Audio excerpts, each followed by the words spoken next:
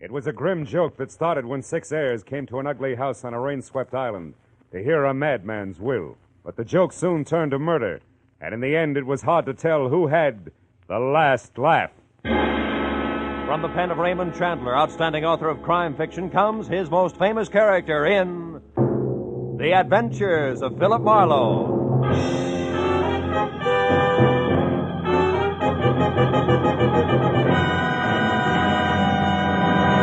Now, with Gerald Moore, starred as Philip Marlowe, we bring you tonight's exciting story, The Last Laugh.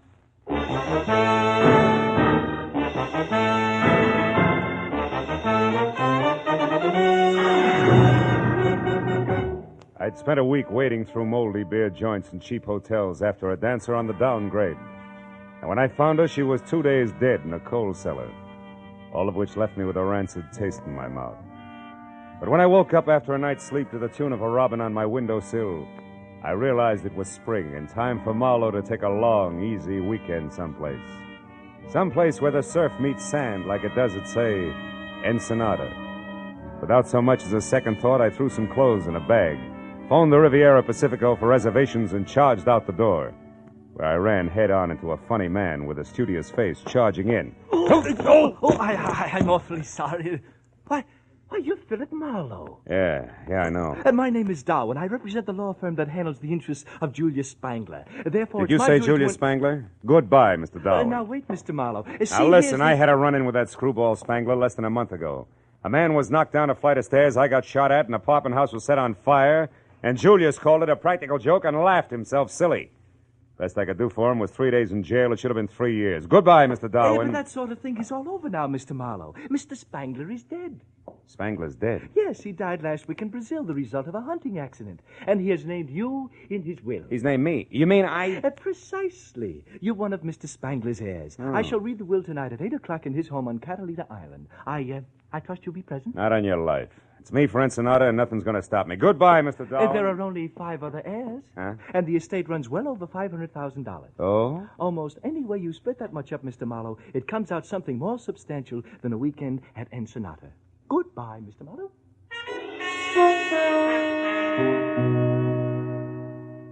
It was fantastic. But then so was Julius Spangler. Who knows? Maybe he actually admired me for throwing him in jail. And after all, what's old Mexico got that Catalina doesn't have in better? What could I lose? It was only a matter of minutes before I was in Wilmington and climbing the gangplank of the last boat for Catalina Island. She nosed past the breakwater and headed for the open sea, and the green water glistened with gold from the sun, slanting into a bank of clouds on the horizon. This was the life. I sat back and relaxed for all of 10 seconds before the name Spangler came up again. This time being volleyed between a matron meticulously tailored by I.J. Fox, who clung to a pipe-smoking gentleman at the rail, and a cute blonde ball of fire facing them. Some of my friends are aboard, and I don't want to be seen with you. Look, you may be Your Highness Millicent Burke Ashby to those snoots, but you're still just Millie Spangler to me, you overstuffed social climber. Why, you insufferable little upstart, You're nothing. I'll give him a good show, like this.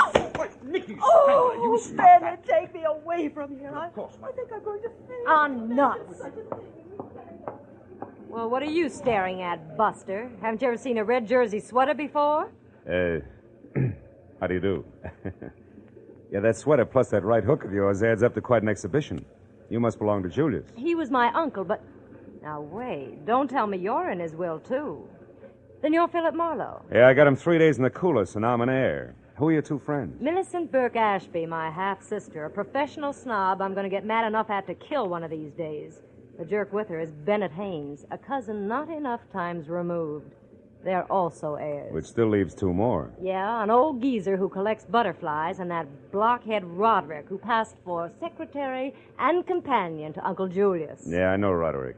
And what do you pass for, Nicky? As if I couldn't tell. You can't. Ever been in Nick's Bar and Grill on La Brea, Marlowe? Well, I'm Nick. No kidding. Mm-hmm. And if this inheritance hadn't come along, I'd have lost my shirt. Boy, I'm really in a money jam, and Uncle Julius is saving the day for me. Yeah, but he had to die to do it. Well, sure, that's the only way he ever would. I wrote and asked him for a $10,000 loan once.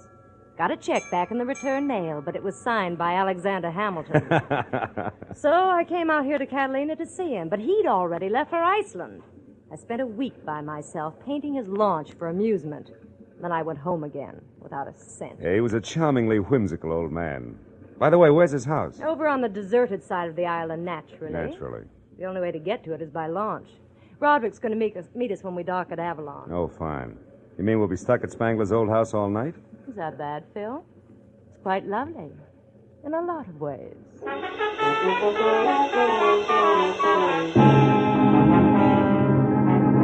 2 hours later, we docked at Avalon. The clouds that had been on the horizon were now overhead and looking very soggy. Roderick, the late Mr. Spangler's secretary, in a striped silk shirt, gold hickok cufflinks, polka dot bow tie, and derby, was waiting for us with a launch.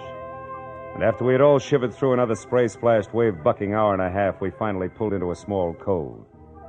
A house squatted alone on a point of rocks 100 practically vertical feet above the water. And as we laboriously made our way up to it, the rains came. Julius Spangler would have loved it. When the door closed behind us, everyone dashed for the nearest fireplace, except me. I was cornered by a septuagenarian with a shock of white hair, a scraggly yellow mustache, and spectacles so thick they looked like shot glasses with horn rims. He rolled up in a wheelchair, which he handled like it was a hot rod, skidded to a stop, and shoved a fistful of brandy out at me. Howdy, young fella. This, I figured, was the butterfly-collecting cousin, Matthew Spangler. Better have a slug of this before pneumonia sets in. Well, sir, I suppose you're here for the reading of Cousin Julius's will? Yeah, so that's right. So am I. Wouldn't miss it for the world. Oh. He's leaving me his collection of nymphidia. Butterflies, you know. I don't like money, just bugs. Figures. Yes, sir. Been an entomologist for 50 years, lepidopterist for 40. I've got specimens of 12,000 species. Only a few thousand left to go. Practically nothing. You've a keen mind. Mm-hmm. Here, have a cigar. Thank you. No, Go on. It's the best. Save it for later when you got something to celebrate. Oh, there's Roderick. He'll show you around. I want to go meet these young ladies. So long, son. I'll see you. Out of the way, Roderick. Hey, watch it. Crazy wheelchair jockey almost ran me down. Well, Mr. Marlowe, it's nice to have you with us. Yeah, I'll bet. Look, Roderick, why did Julius stick me in his will along with all his relatives? I don't know. Maybe he was nuts. You can say that again. Keeping all his junk, for instance. Junk? Why, these are trophies. That burnt match there was used in the first Hotfoot. Julius perfected that gag in 1903. Spangler contribution to American culture, huh? Well, get you. What did you ever do? Wait, wise guy, this one's even better. He panicked the whole city with this phony newspaper headline. Here. Report of baby snakes in city water system falls? Yeah. He tells them there's nothing to it, and they still blow their tops. That's tremendous, huh? Yeah, quaint. Julius was right. You got no sense of humor. The lawyer Darwin will read the will in 30 minutes, so be ready.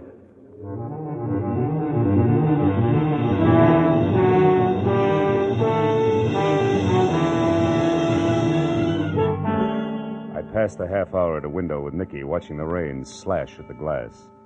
Then at 8 o'clock on the button, the library doors swung open, and Darwin summoned the 6 of us into the room. As we sat down, the lawyer chewed his way through the legal preliminaries. For the first time, there was a tense hush. $500,000 changing hands was an impressive occasion. And what was more impressive was that I might get some of it. I even caught myself wondering about inheritance tax as Darwin completed the introduction of the will. Yes, it will bring us up to the disposition of the real and personal property of Julius Spangler, who passed away this life March 26, 1949. Oh, poor old Julius. I can't believe he's really gone, Millicent, you know. Oh, he was a darling beneath it all, Bennett. Poor, lonely, dear Uncle Julius. Oh, quiet. Get on with it, you old relic. Read it. Yes, go on, please. Yes. Well, very well. First, to my dear cousin Matthew, I leave my cyanide jar, the silk net, and the collection of nymphalidia.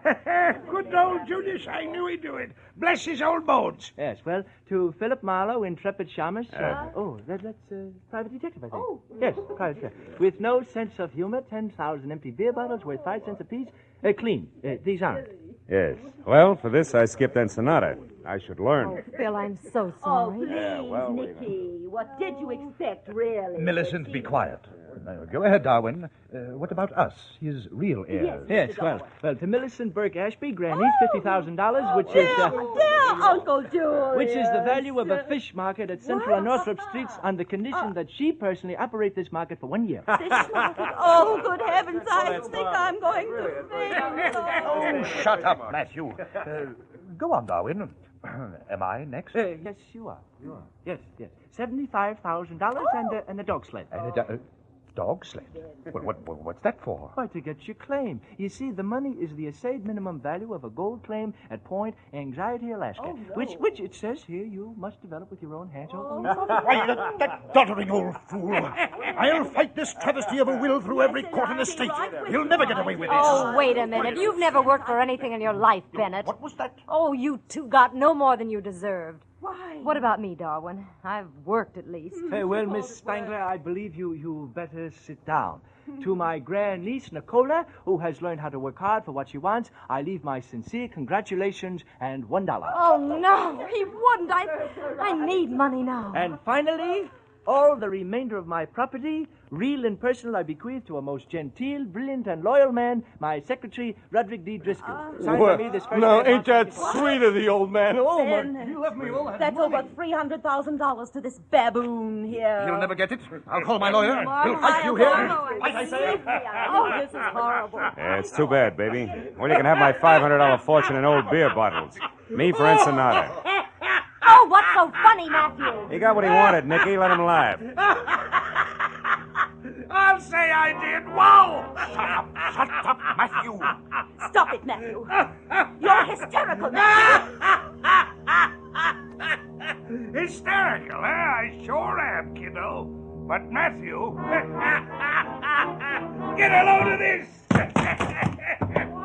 We all stood there with our mouths hanging open as the old invalid leaped to his feet, tipped over his wheelchair, made a grab for a shock of white hair with one hand, and ripped it off. It was a wig, and a good one. With the other hand, he tore the phony yellow mustache off his lip, and still laughing like a ticklish hyena, he identified himself as the one and only Julius Spangler, alive and in the flesh. Yes, this is the crowning achievement of my career. Look at you. Look at your silly faces. I wasn't going to give it away till tomorrow, but I couldn't hold it back. Ooh, this is rich. The best gag we ever pulled. Right, Roderick? Roderick! Huh? Oh, yeah. Yeah, right. This is humiliating. I'm calling the firm at once. You're mad, Julius. Absolutely insane. Why? Why? Because you can't stand the smell of fish? Oh, What about you, Marlowe? Did I get the last laugh on you, or didn't I, eh? You did. You're still nothing but a mixed-up jerk, Julius. Wonderful. But I want to see you mixed up with those dirty beer bottles. Wash the labels off, get a nickel back, you know. I'd like to break every one of them across the bridge of your nose, funny man. That's what I like, a good sport. How about it, Nicky? Isn't it funny? Not very. What do you mean? I sat in at the reading of my own will, so now I know what you really think of me. Not quite, you don't. Because I think this. But, you vixen, you spit on me.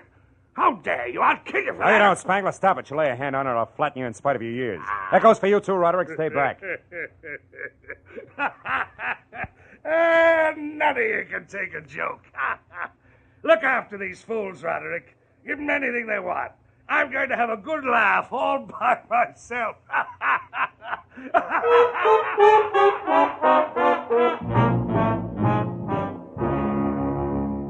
After the mastermind of the impractical joke had guffawed his way out of the room, Roderick took his life in his hands and invited everyone to coffee and brandy. But the zest had gone out of the erstwhile airs like the snap from a second-hand girdle. So without as much as a backward glance, they all went their separate ways to their rooms. All but Marlowe. I drank coffee and brandy, and since the rain had stopped, tried for 20 minutes to threaten, bribe, and argue Roderick out of a way back to Avalon.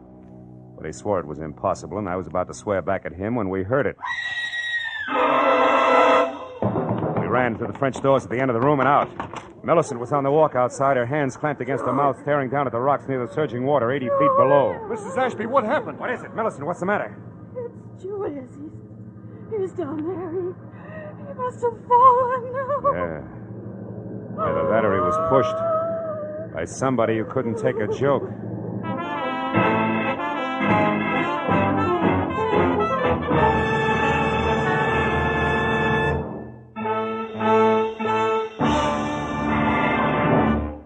In just a moment, we will return to the second act of The Adventures of Philip Marlowe. But first, it stands to reason. It's a proven fact. If we all work together to produce more per man, per machine, per hour Every one of us will gain from the cooperation. This is the American economic system. It operates for the benefit of all the people. We can and should cooperate for better jobs, higher incomes, more of the good things of life. For your free copy of the booklet, The Miracle of America, write Box 10, Times Square Station, New York City. Now, with our star, Gerald Moore, we return to the second act of Philip Marlowe and tonight's story, The Last Laugh.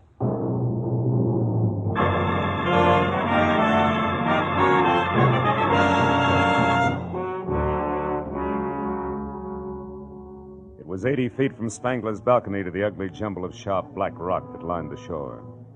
And it was there, minutes after Millicent's all-out scream, that Roderick and I found the broken body of the man whose raucous laugh still seemed to be tangled in the wind around us. And when we turned our eyes up from the death at our feet back to the balcony above, we could barely make out the crosspiece of the porch rail still dangling at a crazy angle from its single remaining support, with all the ominous silence of a gallows. Gee, Mr. Marlowe, I can't believe that he's gone and that all this really happened. So, Mr. Marlowe, what are you looking at? Up there on the balcony. Huh? There's someone moving, Roderick, which makes this a good time to start counting noses. Let's go, huh? Well, what about Millicent? Shouldn't we look after her? No, for the time being. Come on, Roderick. I want the fastest way over those side stairs there. They lead us back up to the balcony because right now I'm in one big hurry.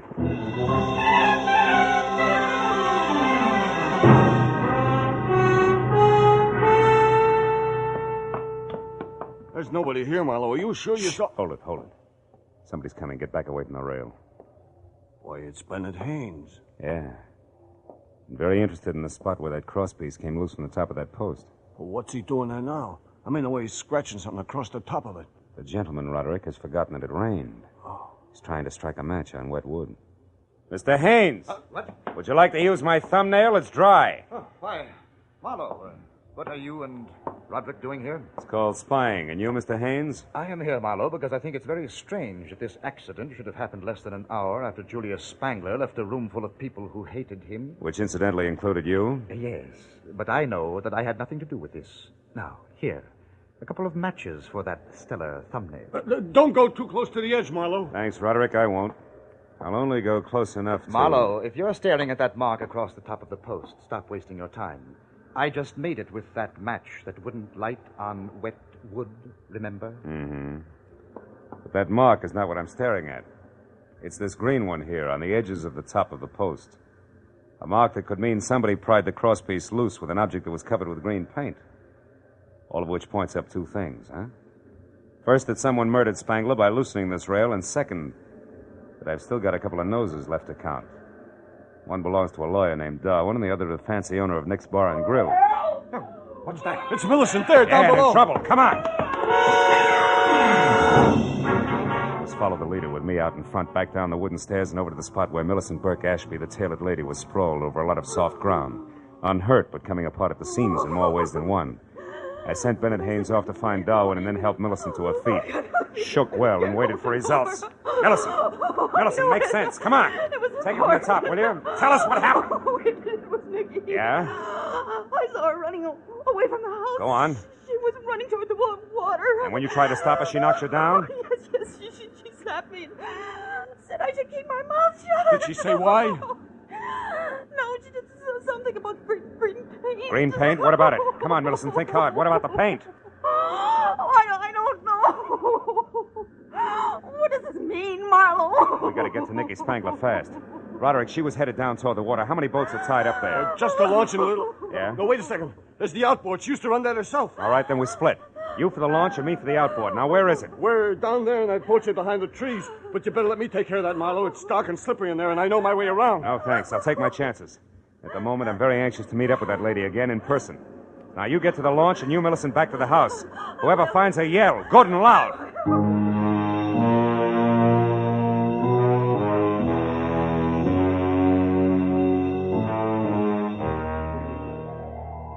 The boat shed was a one-room bungalow on stilts. When I started inside, slowly, unsure of both my footing and the company on hand, I was suddenly very sorry that I'd left my .38 back in L.A. But in the next minute, I began to breathe easier because just visible ahead of me was the Spangler outboard. And when I got closer, I saw that it was empty. Then I heard somebody behind me. I turned just in time to see a thick, crooked branch coming at my head fast.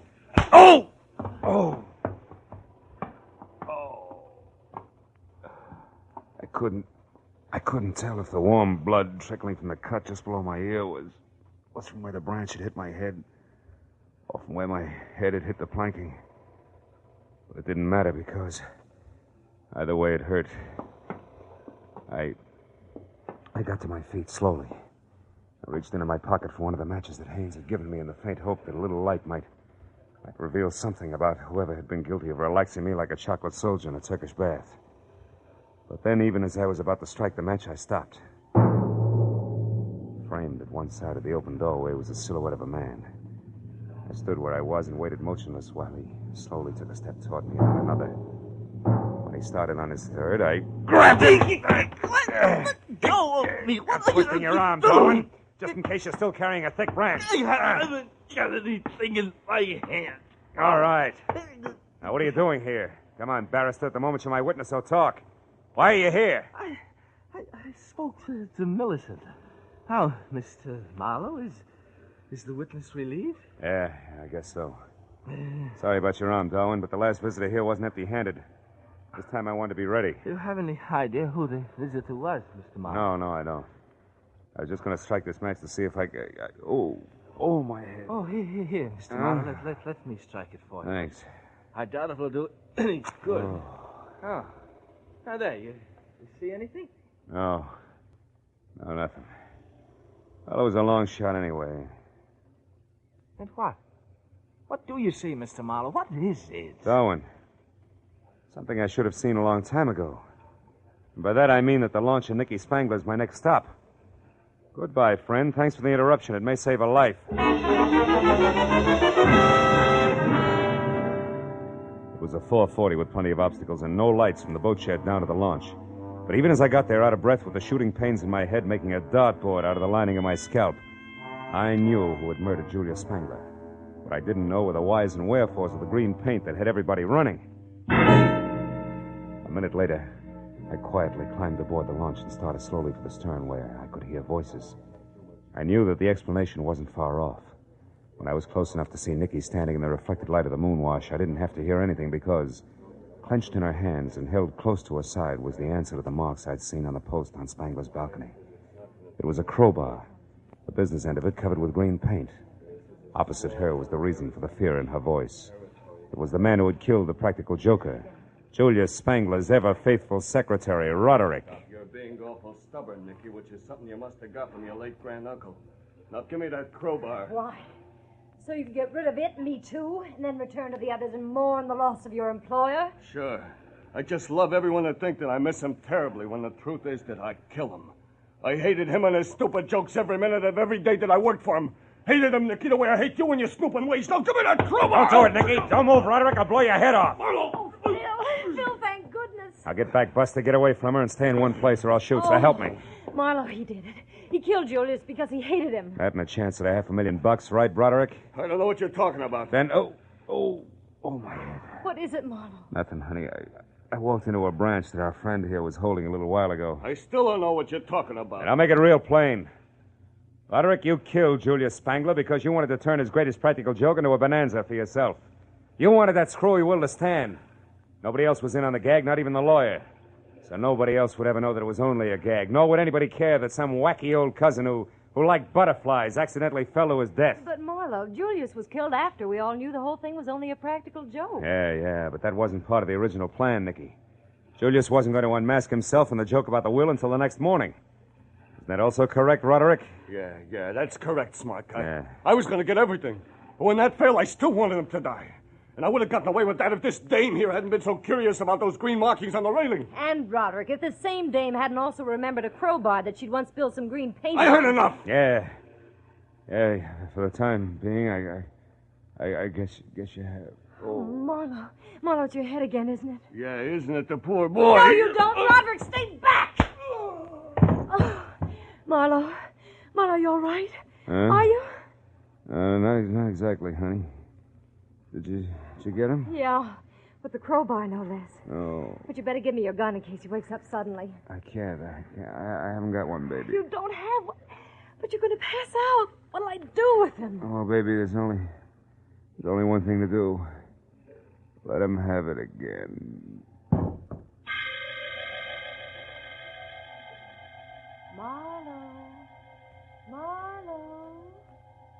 Marlowe, are you all right now?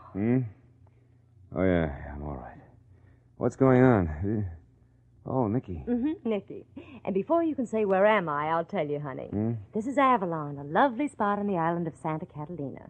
It's now 2 o'clock in the morning. Your head isn't so much as fractured, and you're sitting up in a chair that belongs to the nice lady who rented you this room at a reasonable price. And the others? All back at the place, except, of course, Roderick. Last I heard of him, he was still answering questions for policemen. Which, by the way, brings me right to the point. This I gotta know. Phil, how did you figure that Roderick was guilty? Wet wood, Nicky. Wet wood that should have been dry. It was up on Julius Smadlinger's balcony.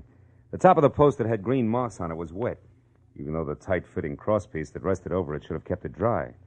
So obviously the rail was pried loose just before the will was read, while it was still raining. How do you figure, Marlowe? Well, because it had stopped raining and the moon was shining by the time Matthew identified himself as Julius Spangler. But no one would have wanted to kill Uncle Julius without having heard the will. Nobody but Roderick, who was in on the whole joke and knew that he was going to get $300,000 out of the phony will. So he merely pushed the old man off the balcony, made it look like an accident, see? Yeah. And you doped all this out just like that? Well, no, not just like that, Nicky. Finally, I caught on. And now, sweetheart, in spite of the bandage, I think a little stroll along the beach is going to do me a lot of good. You know, I'm officially on vacation. Rest and recreation for 2 full days at least. Here in Avalon, maybe? Where else? See you later, Nicky.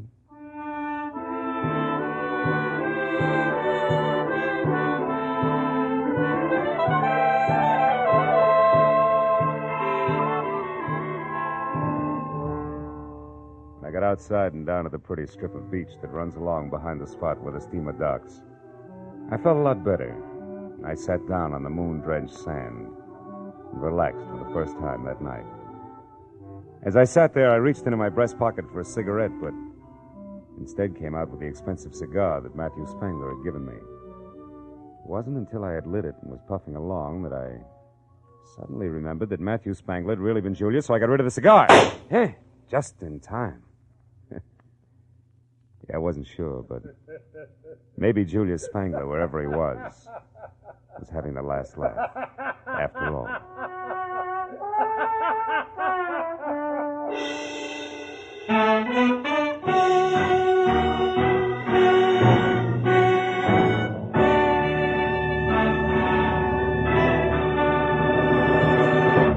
The Adventures of Philip Marlowe, created by Raymond Chandler, star Gerald Moore, and are produced and directed by Norman MacDonald. Script is by Mel Donnelly, Robert Mitchell, and Gene Levitt.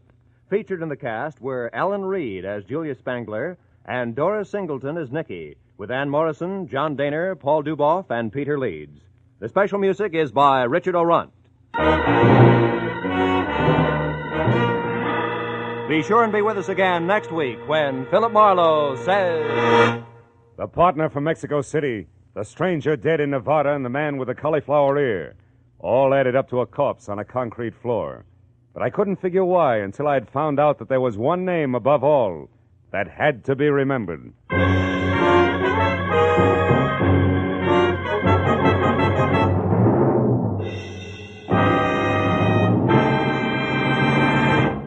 Tonight, CBS's great hour-long Saturday night fun show, Sing It Again, will be back on the air after a week's absence.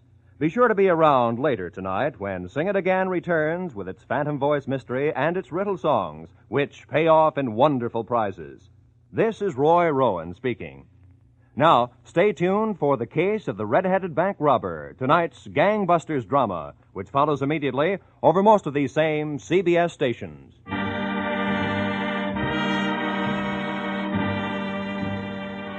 This is CBS, the Columbia Broadcasting System.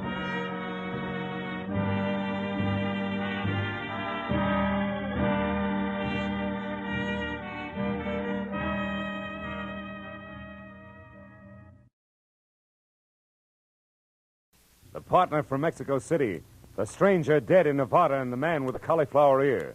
All added up to a corpse on a concrete floor. But I couldn't figure why until I found out there was one name above all that had to be remembered. From the pen of Raymond Chandler, outstanding author of crime fiction, comes his most famous character in The Adventures of Philip Marlowe.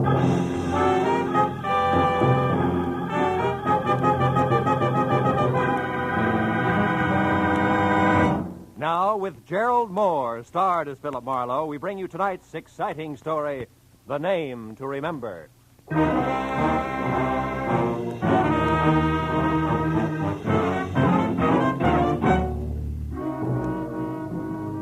big clock at the far end of the Beverly Room cocktail lounge with the opaque glass ice cubes where there should have been numbers said it was 20 after 5. That meant my new client, Eddie Millette, was late. So sitting at an uncomfortable mushroom for two, I waited and worked on a long drink and stared down into the mirrored top of my table. I stopped staring when the reflection in the tabletop changed from red ceiling to gray Hamburg and pale blue eyes in an almost friendly face. I looked up to find easygoing Eddie Millette looking about as he had been a year ago. Dapper in draped flannel, carnation attached, and a thin smile on thinner lips. He sat down, took off his hat, and shook hands all in one quick motion. And I knew he was either in trouble, a hurry, or both. Marlowe, business. Business. You gotta find the nut who's been following me for the last couple of days. He's big. A lot of muscle under a T-shirt and a kind of jacket like the Dodgers wear when they're warming up, you know what I mean? I can't figure out what this bird's after. That bothers me. All the time he's like it. What? Hanging around. Oh. And if I go for him, he runs. So what I want you to do is, you get next to him and the answer to this tag. Here, 50, 70, 80, $100. Enough, Phil? Enough. You know, Eddie, the law might do this for you for free. Yeah, for John Doe, they might. But Eddie Millette's another story, Marlowe. You know what I mean? Today I got a respectable business, war surplus. But the cops, they only remember me as a guy who once did time for being careless with other people's dough. Yeah. Besides, I'm in a hurry. My two partners, Lou Tripp and Ruth Dunn. She's also my girl. They're coming back to town tonight. I'd like to spend some time with both of them, without interruption. What do you mean, girl, Eddie? You and that pretty wife I've heard about split up? Yeah, I'm suing for divorce right now. Tina and I never should have been, Marlowe. We never... Yeah, I need someone who's softer, more honest and understanding. Know what I mean? Now take this here, Ruth. Can I help you, sir? Huh? Oh, yeah, scotch. No buzz. Make it a double. Very well, sir. This Ruth Marlowe, she's different. Good head for business, sweet kid at the same time. Like, for instance, the letter I got from her today. She and Lou were both in Mexico City. She's got all the dope on the deal we're working on, plus the fact she's worrying about me. That should bring us right back to T-shirt. Remember, where do I start, Eddie? That's the only place I know of, Marlowe. Yesterday, I kind of turned the tables on this guy. Trailed him down to the corner of Wilshire and Western. But he got away in the middle of a lot of traffic, you know what I mean? In a car? Huh? Car. Oh, no, we were both walking. No. Now, I figured from his bill and that T-shirt, he could work on one of these health clubs around here. You find out, then come to my place on Hoover before 8, huh? By the way, he's got black curly hair and one ear's all banged up, cauliflower-like. Right one. Anything else? No, Eddie, I'll see you. Know what I mean? Huh?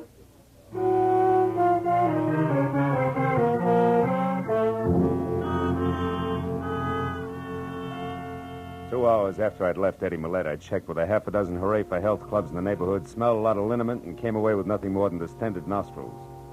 So at 7:30, I pointed my car toward 8400 North Hoover, in the hope that my client could give me something else to go on. The Millette home was well-groomed and sat sedately behind 50 rolling yards of carefully clipped hedge, and said the gardener must have gone to Barber's College. So when I leaned against the front doorbell, I expected Eddie in at least a silk-lapelled smoking jacket with slippers to match. But when the door swung open, I got a surprise, because I was greeted instead by a lot of white T-shirt, and in front of that and coming straight for my head was a fist the size of a muskmelon. Oh! Okay, private detective hired by Eddie Millette in the Beverly Room. Get up. Don't so much as smile crooked or I'll twist your arm in two. What is it you want? Oh, one thing, a chance to bust you in the nose. What nerve. Yeah? Listen, stupid, if I had the time, I'd tie your arm into a square knot, then rip it off at the hinges and throw it away. But right now, I've got what I came for. I'm in a hurry, so you're real lucky. How about Eddie Millette, Muscles? How lucky is he? Very. He's inside, resting. Just like you're gonna be, mister.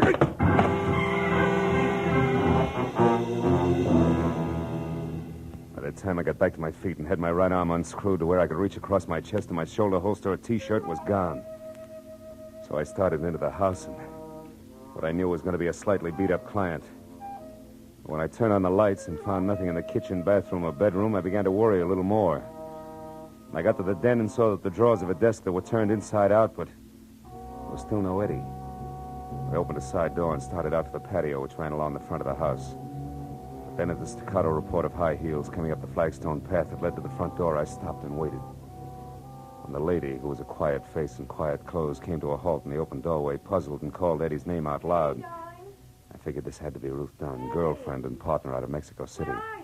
So I walked back through the house to the living room. Eddie, it's Ruth. Eddie Millette, are you playing a game with me or... Why, who are you? What are you doing here? I'm Philip Marlowe, Miss Dunn. I was hired by your boyfriend because he was worried about a bunch of muscles in a T-shirt with curly black hair, a cauliflower ear, and a brain you could drop through the hole in a lifesaver. Mean anything to you? Well, no, it doesn't. But where's Eddie, Mr. Marlowe, and why is the front door open like this, and why are all the lights on?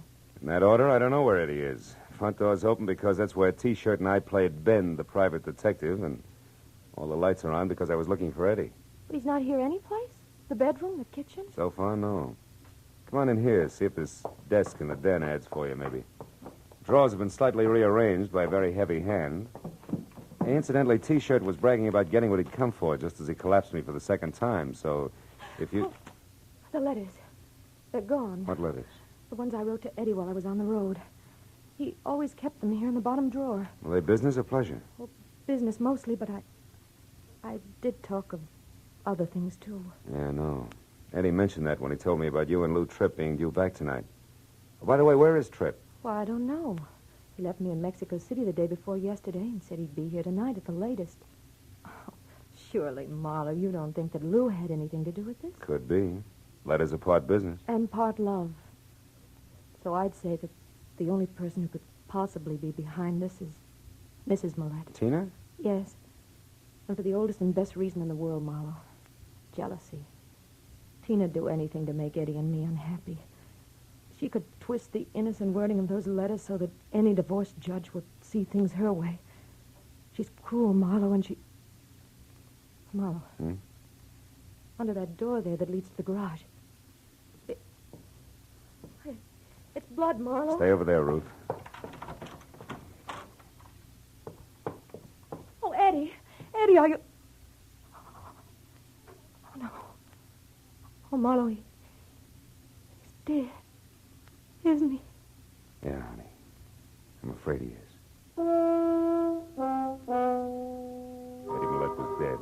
Real dead. Oh, Eddie. The right side of his head crushed in. And next to him and on the edge of the ugly pool of blood that had seeped under the door was the grease-coated tire iron that had done the job.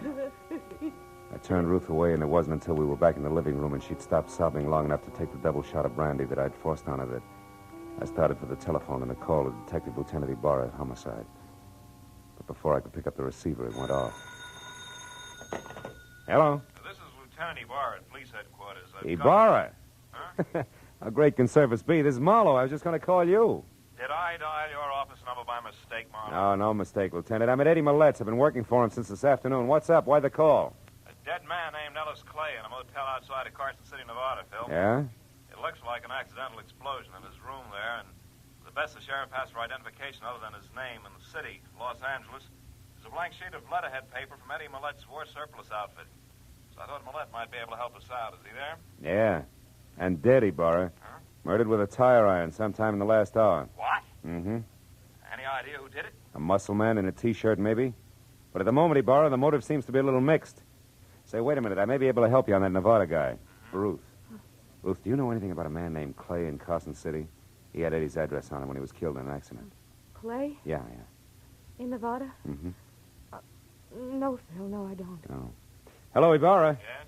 The girl here, who was one of Eddie's partners, never heard of him. All right, but that's unimportant now. What I am interested in is Millette's death. What's the address out there?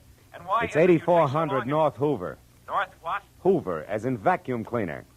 But look, if it's all the same to you, Ibarra, I'd like to move, and I think if I do it fast enough, I've got an even chance of catching up with this T-shirt. Okay? Well, all right. right, Marlowe, but don't forget, we've got a couple of thousand policemen here in L.A., just in case you can't... Yeah. Goodbye, Ibarra. Ruth. Ruth, honey, why don't you go over to your own place and try to take it easy, huh? When I talk to Ibarra again, I'll tell him where you can be found. All right, Phil. But where are you going? To the only place that adds now, Tina Millette's. You know where it is? Yeah, the Cameo house on Rexford Drive in Beverly Hills. Mm-hmm. Also, if it's any help, she drives a new cream-colored Nash. But Marlowe, be careful. Tina may be the one who hired that man in the T-shirt. Yeah, I know. And that, honey, is exactly what I'm banking on. I'll call you. After I got the vital statistics on where I could reach Ruth later on, I piled into my car and headed for Beverly Hills and the Cameo house, which was 6 stories of white stone and glass brick. Tina Millette managed to scrimp by with half of the top floor, and a couple of minutes later, when I got out of the all-mirror elevator, walked to her door, rang, and waited. I was wondering what kind of a reception I'd get. But when the door opened, I stopped wondering and started concentrating. You want something?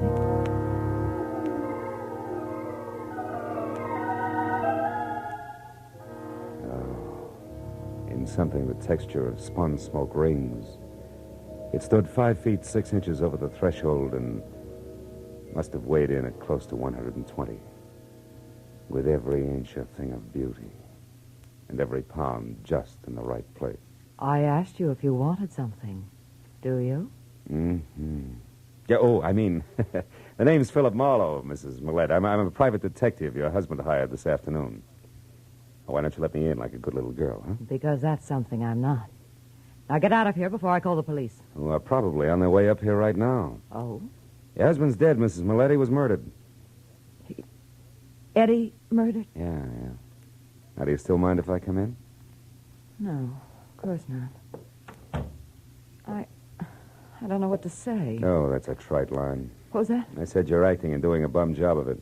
Why, I ought to slap your face. Or call your boy with the muscles and have him go back to work on my arm for a while? What are you talking about? The lad in a white T-shirt who killed Eddie and then stole a bunch of letters that were going to help you lie your way through a countersuit for divorce. Would leave Eddie both broke and embarrassed. You don't make sense, bright boy. No? First of all, I don't know who you're talking about. And second, if I were going to file such a countersuit, why would I want my husband killed first? Maybe you didn't. We all make mistakes, Mrs. Millette. Which is only one man's opinion. So why don't I just pick up my coat here and let the perfect gentleman escort me to the nearest police station? All right, it's a date. I see you bowled quite a bit, Tina. Good enough to win that cup there from the Maplewood Alleys on Wilshire near Weston. Eddie figured a health club, and I went right along. Never thought about the bowling alley near there, and Yes, Marlowe? You were saying something? Yes, I was, but the little gun in your hand made me lose my place. Marlowe, I don't believe that Eddie's dead. Nor do I believe that you work for him at all. For my money, you're just a not-so-smart boy who was hired by that hussy Ruth Dunn. She's going to need an army of private detectives before I get through, and I mean that. Now back up through those doors and get out onto the fire escape. While you do what? Well, I find out exactly what's going on. I get out there. It's 6 long floors to the ground, Marlowe. And I hope with the first step you take that you trip, fall all the way, and break your neck. Goodbye, private detective.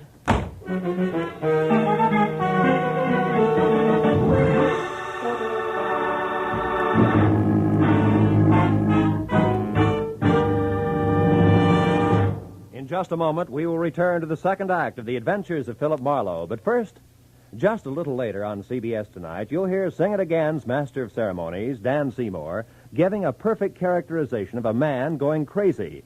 The reason? Well, Dan's got the biggest, hottest news in the history of quiz shows ready for announcement right after someone knocks off tonight's $20,500 Phantom Voice mystery. So be sure to hear Sing It Again tonight when it comes to you at 10 o'clock Eastern Time on most of these same CBS stations. And now with our star, Gerald Moore, we return to the second act of Philip Marlowe and tonight's story, The Name to Remember.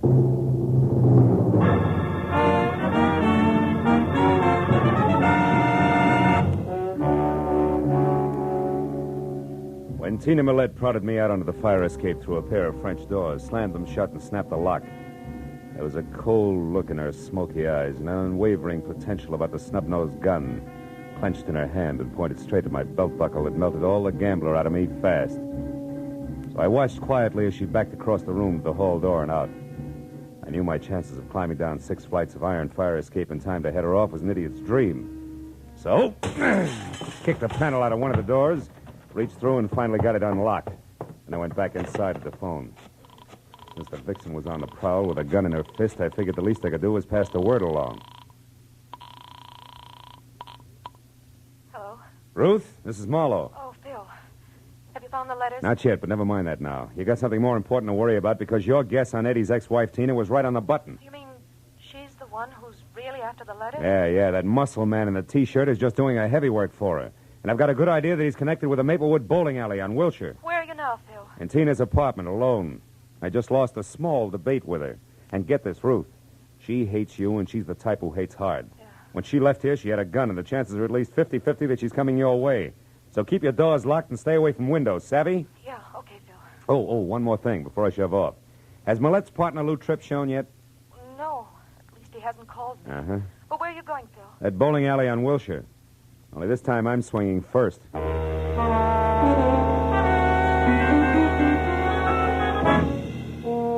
Maplewood was a small and dusky combination 6-lane bowling alley restaurant, bar, and magazine stand, and cigar store, all slightly down at the heel and more than hungry for business. Only 2 alleys were in use, and a lanky postgraduate delinquent with a mouthful of gum and a complexion 1 tone greener than his eyeshade was the only houseman in sight. He looked up and watched me as I moved over to the bulletin board where a bank of photographs were tacked up, picturing the champions of the local league. Sure enough, there in the top row and holding a bowling ball that had more expression than his face was the pile of muscles in a T-shirt, which the caption tagged as one Sid Sawyer. So I walked over to the counter where the houseman sat and made like a one-man fan club. What's your problem, Mac? I see Sid's up there with the champs. Is he around tonight? I wouldn't know. Where can I get in touch with him? I wouldn't have the faintest idea, Mac. He works here, doesn't he? Yeah, off and on. But you don't know where he lives or what his phone number is, huh? Well, you're just beginning to get the idea. Come here, you. Cut it out, will you? Take your hands off You of get me. the idea and get it fast unless you want your teeth crammed down your throat. Where does Sawyer live? Now, wait a minute, mister. Take it easy. I'll tell you. He's got a room over on Shadow Street, 6340. Upstairs. He don't have no phone. All right, that's better. Is he there now? I think so. But, gee, I don't know why everybody is so interested in Sid Sawyer all of a sudden. Who else is interested? Some babe called a couple of minutes ago. An old friend, she said.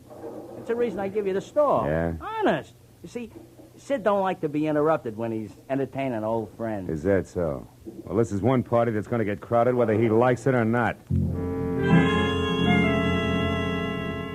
6340 Shadow Street was a top-heavy stale gingerbread house, left over from the days when Los Angeles was a stopover between Spanish missions.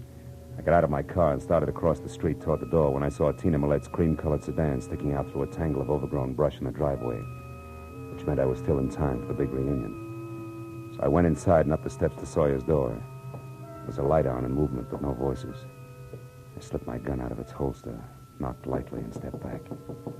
The knob turned slowly, and the door cracked open. I kicked hard. Yeah, don't move, Muscles. I'm returning your visit. Where's Tina? Who's Tina? Look, her car's outside in the driveway. She's here after the letters, isn't she? What letters? You're nuts. I don't know what you're talking about. And these suitcases, you wouldn't be skipping town, would you? Listen, Shamus, you're barking up the wrong tree. I don't know anything, get me? Yeah? Okay, Sawyer, if you insist, we'll do it the hard way. That squares us for that arm-twisting job you gave me. Now we'll start all over again even. Get up. Come on. Quit hitting me with that gun. I don't enjoy doing it, so the faster you talk, the sooner I'll stop. Where's Tina? I don't know what you do. Now make it straight. I haven't got all night. All right. No more. That's better. She came and picked up the letters, and she left again. 5 minutes before you got here. 5 minutes, you're lying. Take a look out that window and tell me why your car's still outside. I don't know what... Where? I don't see it. In the driveway next door.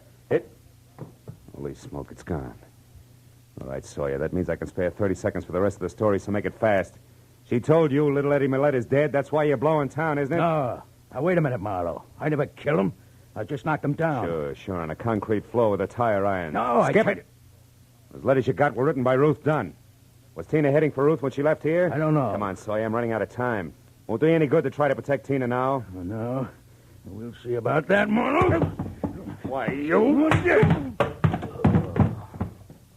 I hope Tina was worth a broken jaw. Good night, muscles. I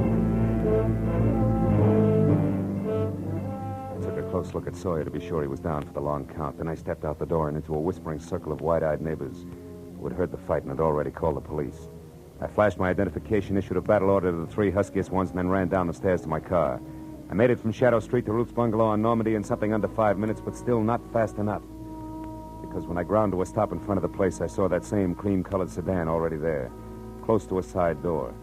I belted up the walk and was halfway to the house when I heard it. It made me sick. Went up to a front window where the only light was burning and looked in. The room had been torn up, and in the middle of it all, face down on the tangled carpet, was Tina Millette. And it was Ruth who was slumped in a chair, her face buried in her arms and sobbing hysterically. And still dangling from her hand was Tina's snub-nosed revolver. She looked up as I walked in. Phil, I killed her, Phil. I know. Come on, baby. Take it easy. It's going to be all right. Oh, she had this gun. She was crazy, Phil. She was going to kill me. I don't know what happened. I struggled with her, and then I realized I had the gun in my hand. I shot her. I didn't even think. I just pulled the trigger on her. Is she dead, Phil? Yeah. Come on, Ruth. Leave it alone. It's over now. Now try to get hold of yourself. She brought the letters back. They're on the desk. She said that they didn't matter anymore, that she was mixed up in Eddie's murder and there was nothing left for her but to run. She said she took the gun out of her purse and said I'd ruined her whole life and that she was going to be sure I got what was coming to me before she left. That's when it happened, Phil. I was so scared I went out of my head, I guess. Yeah, we better call Ibarra, honey. I think we can explain it all now, except one thing. Ruth, do you remember that guy Ibarra called us about? The one who was killed in Nevada? Ellis Clay? Yeah, that's it. Clay. I've had the feeling all night that some way his death is tied up with all this. It's only a hunch, but something seems to be missing. What is it, Phil? What's missing? I don't know yet. Look, honey, I want to take a look at these letters. You go call the police, will you? It was a long shot, but while Ruth went down the hall to phone the police, I flipped through the bundle of envelopes that had caused all the trouble. And the long shot began to pay off. I could hear Ruth talking to a desk sergeant as I picked up Tina's revolver. I broke it open. Then a pair of headlights and a red spot of a police car flashed in the driveway, and I knew that Ibarra had figured out a few things for himself.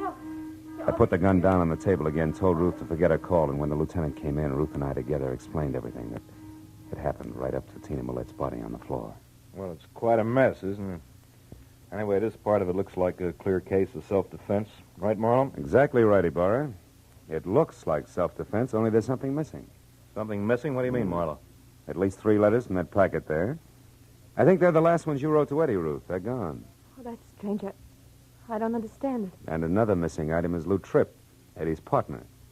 He didn't show up tonight because I think he's in Nevada, dead under the name of Clay. What?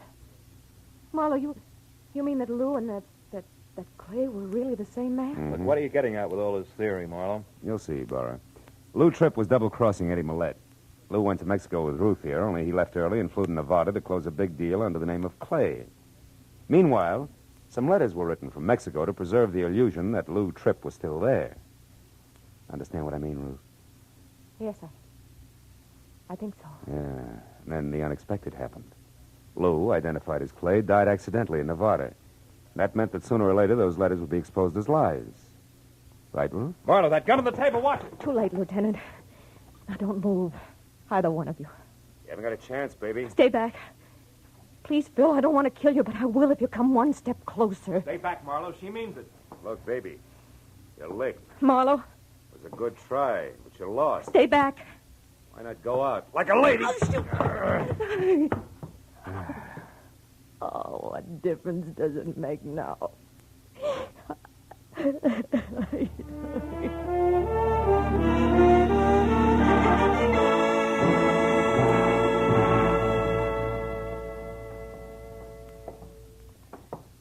when she cracked, she really went to pieces and told the whole story. Yeah? Yeah, she and Lou Tripp were working together all right. When he died in Nevada, the lies she told in those letters put her in a tight jam with Eddie, see? So when she found Eddie unconscious in his garage, she finished him. But when she went for the letters, Sid Sawyer scared her off. Is that it? Mm-hmm. Ah. Incidentally, the state is going to give Sawyer a long vacation in one of their better institutions. Good, good. What happened down at Sawyer's place, Ibarra? You know, Ruth had a lot of nerve, Marlowe. Yeah. She found Tina Millette's car at Sawyer's, so she waited in the back seat until Tina came out with the letters. Then she sapped her, drove the car to her house, and faked that slick self-defense setup. And she still doesn't know where she made the mistake that caught her. Hey, where was it, Phil? Well, she was being real cagey, Ibarra. She decided it was too dangerous to write the name Clay down anyplace, so she made it a name to remember. And she did. But too well. What do you mean, Phil? Well, when I asked her for it, the first name Ellis popped out, too. Mm-hmm. There was no legitimate way for her to know that you gave me the full name over the phone, but I only gave her Clay. That was an opening, but I needed proof. Mm-hmm. So you needled her until she made a break. Then you walked into the gun she'd grabbed. You take some long chances, Phil. Oh, I'll do anything to see justice prevail, Ibarra. I smell a rat. You should. I emptied the gun. When she was phoning. Good night, Phil. Good morning, Ibarra.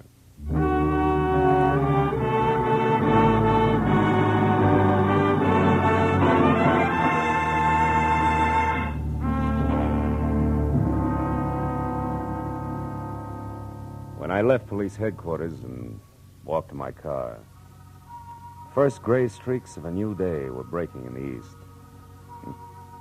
Should have given me a lift, but it didn't. And now it was time for me to go home and go to bed, but instead I sat in my car with the door open and smoked a cigarette while I watched the dawn come up. I couldn't help thinking what an odd trick nature plays on us. Some of her most beautiful creatures are her most deadly. For instance, Ruth. How soft and sweet and lovely she was. And how hard she could swing a tire iron.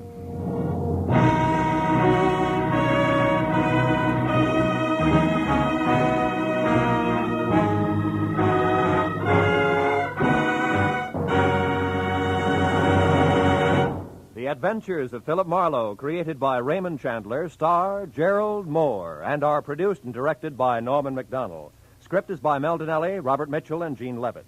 Featured in the cast were Gene Bates, Paul Frees, Yvonne Patey, Jack Moyles, and Jerry Hausner. Detective Lieutenant Ibarra is played by Jeff Corey. The special music is by Richard Orant. Be sure and be with us again next week when Philip Marlowe says... It was hot and still, an August night in the middle of April. But that didn't matter to the striptease dancer in the golden mask, because murder made her blood run cold the night the heat wave struck.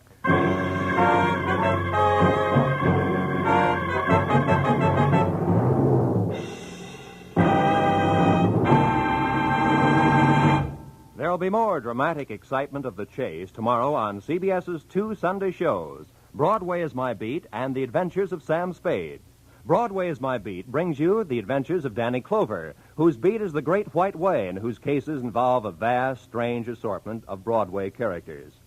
Later, Dashiell Hammett's great detective, Sam Spade, cuts another caper surrounded by mystery and mayhem in the grand style. The Adventures of Sam Spade and Broadway is My Beat are regular Sunday features on most of these same CBS stations. This is Roy Rowan speaking. Now, stay tuned for Gangbusters, which follows immediately on most of these stations.